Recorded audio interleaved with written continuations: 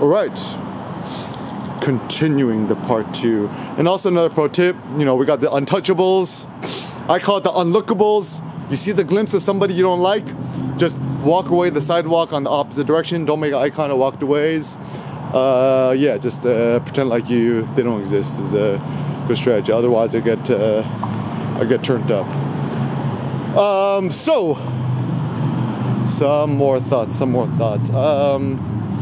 So it looks like tech is pretty much donezo. I mean, we done seen the whole tech thing come and go. Looks like most of my friends done dipped out of tech. And I was even like, I like to overhear conversation. I'm just like walking the Baldwin Hills, overview steps, nice park, etc. It's like hearing all these like millennial yuppies, millennials, like people like I'm 35, 80, born in 88, my age or a little younger, whatever. Like they're like, oh, now they quit tech, blah blah, right? And even yeah, the Dan, the man, the other guy I met the other day, he done dipped out. Ooh, they installed some new lights here. He done dipped out of the Googles. Apparently what happened at Google Plus, you remember Google Plus, right? Photos team, is that like everyone treated as their baby and they just shut it down, right? And then he's now at Riot Games, League of Legends, CMO, Chief Marketing Officer. I don't know if Riot Games is still owned by Tencent Corporation. Not sure, but anyways, yeah, never let my kid play with no video games. Actually, I think the funny thing about video games are good for poor people, is my ultimate takeaway, because with video games, the upside is video games are a good babysitter if your parents are just at work all day. And I guess if you live in an unsafe neighborhood, it's better to stay at home locked in playing video games instead of like being on the streets, you know, joining gangs and shit, right? Really pro tip, guys. If you in the hood, you want to do some, you know, change the world, you know, help out your neighborhoods, what else, right? I would actually say the best way to get these kids off the streets, doing more good, virtuous things, etc., right, is just open up free gyms, like powerlifting gyms or strongman gyms or whatever, right? And more productive ways for, you know, kids or guys or whatevs to show off their masculinities, not through guns, you know, all this fucking initiation bullshits, right? It's just like, like every kid in the hood, it's like, get them to Atlas lift 4 plates. I propose, so Eric Kim, powerlifting 2.0, 3.0s, 4.0s is, I mean, sometimes like, I think I even understate my own influence, right? So no more squats, no more deadlifts, right? Instead of a squat, Atlas lift, just imagine like you're doing a squat, but just get under it, stand up, hold the weight for a second or two and just put down. Work yourself up until you can do 1,000 pounds.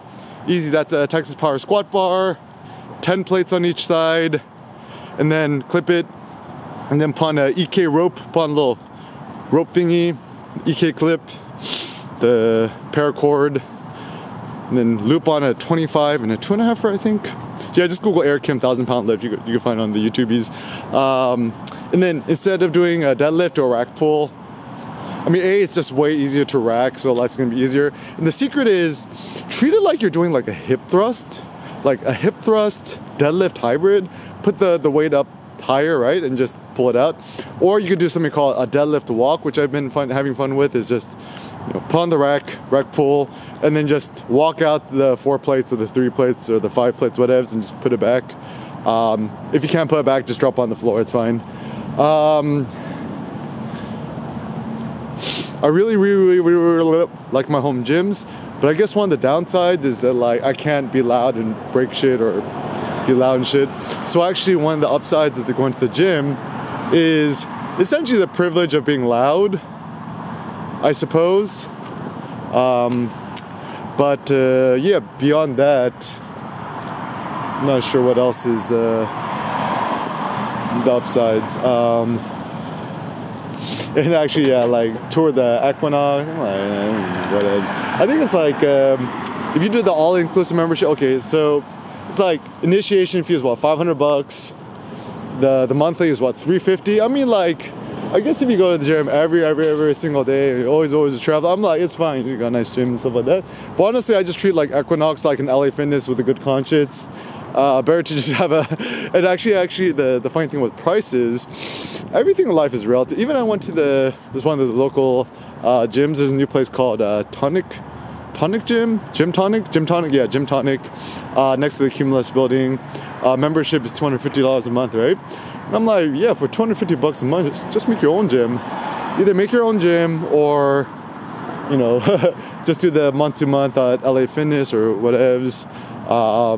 Yeah, I think with the gyms, only things that you really need is like a hot sauna. So just go down there, sit down and think, take a nap, or do a hot yoga as whatevs, right? Interesting, what Equinox is owned by, I don't know, oh, the other guy who was running is Steven Newhouse. The Newhouse family owns HBO, Warner, Time Warner, Max, whatever. They own everything. Also, they own Vogue and it's called Advanced Publication. Yeah, Advanced Publication. They own everything. So essentially, Anna Wintour is owned by the Newhouse family. Stephen O. Newhouse, I think. And then I forget, oh man, all these guys are named Steven. I kind of get confused, right? And the related companies, related.com, they're the ones who own, who they own. They're the ones who own,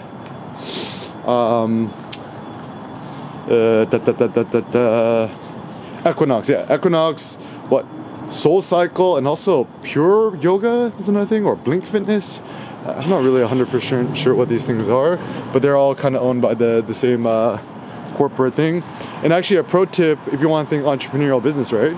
Just curse by anything. It's like, just open up ChatGPT, get the premium one. The free one actually might even work too. I'm not sure, right? Open up ChatGPT, just ChatGPT's it. Or Kim is all in on AI and ChatGPT's whatever, right? Just ChatGPT's like, who owns Equinox? It's like, Equinox is owned by, you know, the related company, right? And then type in like, who owns the related companies? Like, related company owned by, and then just keep going down a rabbit hole. And it's better to go down a rabbit hole at ChatGPT rather than Wikipedia, because the issue with Wikipedia is there's always some like weirdo. Oh, let's not forget that Wikipedia is written by, you know, human beings, some nerd at a laptop, jerking off to Reddit late at night. And everyone has a hidden agenda. And I'm actually starting to become more and more distrustful of the Wikipedias, because even one of the big issues is, like, I've actually been finding, I ain't finna say no names, right? There's actually a lot of people on Wikipedia who either have written the Wikipedia article on themselves by themselves, and or had a friend of theirs or a colleague or some third-party person to write it for them. Also, other things that are interesting is just think to yourself, like, why are there not certain people on Wikipedia? So, for example, Greg Glassman, the guy who started CrossFit, right? Why does he not have a Wikipedia page? And why was the scrub? Why does it redirect to CrossFit? Essentially, they have this, like, I don't know, black web, black hat SEOs, people who just kind of bury the results. Yeah, Greg Glassman. I mean, I read it, it's like, pretty much he is sexist and racist, right? It's like, okay, this is a simple thought. The reason why you should put 000 faith into CrossFit, right? Everyone's giving, like, Greg Glassman head, right? And this, like, you know, this essentially a wimp, right? This dude is like, has he ever lifted a weight in his life? And the reason why I find this so baffling, right? How you finna have somebody start this, like, fitness revolution, CrossFit notion, right? If the man doesn't lift the weight himself, right? It's kind of like, my simple analogy is like, imagine if you had a 40-year-old virgin who critiques the, you know, sexual penetration strategies of, like, a Rocco Siffredi, the Italian porn star guy, right? And then the dude never had done his sex himself, right? And that's why dudes who drink beer, watch sports, and watch football or basketball, but never done play the sport themselves, it's like,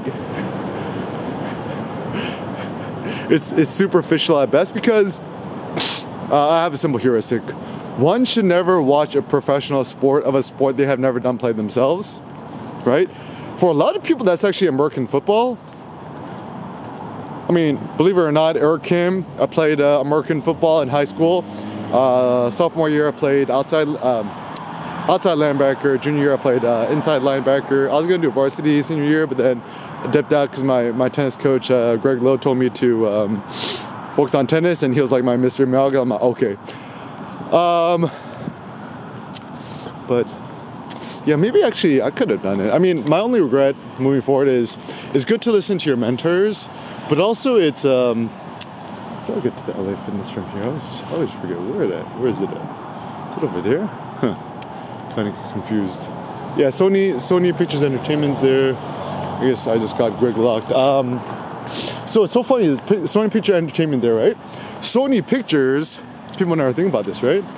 Sony Pictures is actually the same Sony as Sony Camera and Sony that used to make the good flat screen TVs. And let us also not forget that Sony was essentially the OG Apple. I mean, read the Walter Isaacson biography on Steve Jobs. Essentially, Steve Jobs was super inspired by Sony. The sleek black look was in, but then Apple did differently by making the white white iPhone, the white iPod. You remember the iPod, right? The clicky wheel spinning thing, right?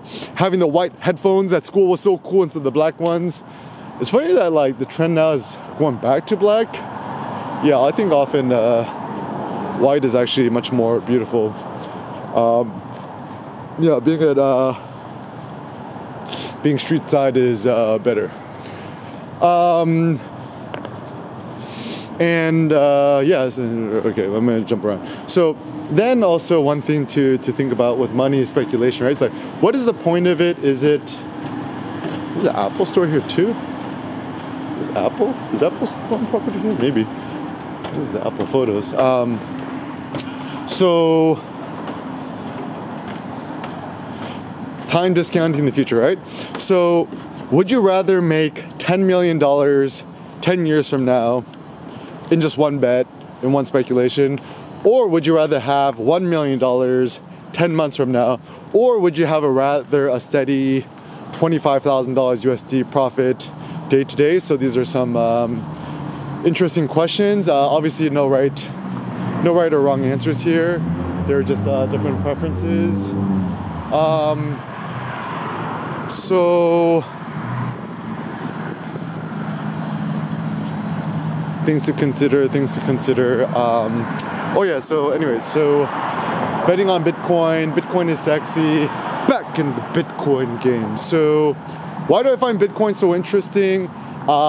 First, give the middle finger to JP Morgan Chase and these banks, right? Like, I was just trying to transfer $125,000 to my personal checking Coinbase account transfer, right? It's like, why do I need to go into a fucking teller office, right? And why did it take almost 2 weeks to process the thing? And why do I had to get looped into effing the Philippines? Like, it's so obvious that you're being routed to the Philippines because Filipino people speak, the way they speak English is like, hello sir, they're super nice and friendly, right? So for sure. Or, you know, if you're in India, it's obvious. So actually the benefit of going to the Philippines, Filipino, I eat my pork sisig, my lechon, my mang inasal, unlimited rice, right? People, how you know that? I'm like, I don't see Manny Pacquiao's house. I went to Boracay. Apparently, when I say Boracay, people are shocked because they said, now I'm like, yeah, I've been to Cebu. No, I haven't been to Cebu yet, right?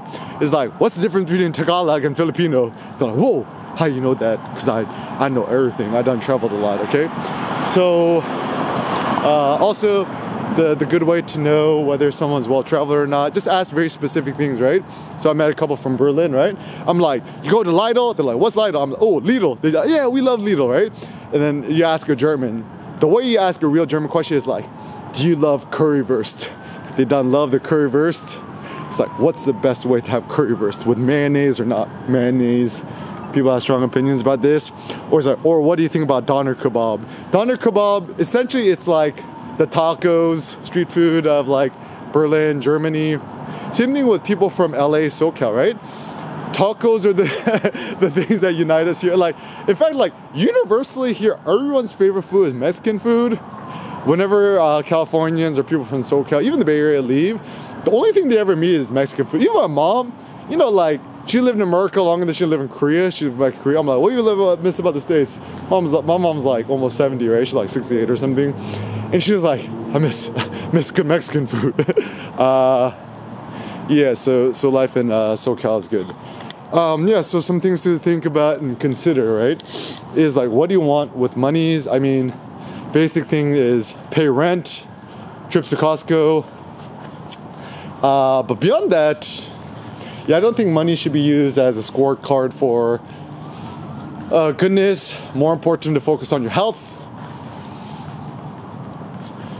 Think about wealth as a via negativa notion is wealth ain't having money or having a lot. Essentially, it's a dynamic ratio between what you already got right now and what you desire.